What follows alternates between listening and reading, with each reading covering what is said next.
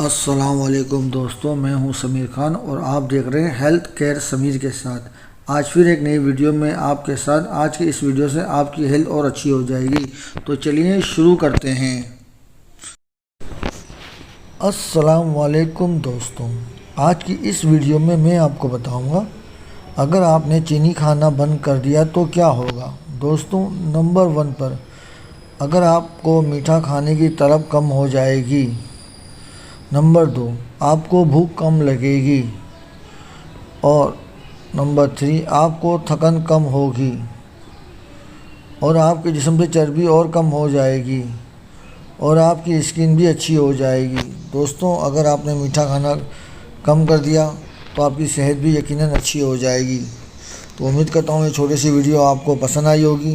अपने दोस्तों में शेयर और लाइक करें। अल्लाह हाफिज़। दोस्तों, उम्मीद है आपको हमारी वीडियो पसंद आई होगी। ऐसी मालूमाती वीडियो के लिए हमारे चैनल को लाइक करें, हमारे चैनल को सब्सक्राइब करें और दोस्तों को शेयर करें। मिलते हैं नेक्स्ट वीडियो में। अल्लाह हाफिज़।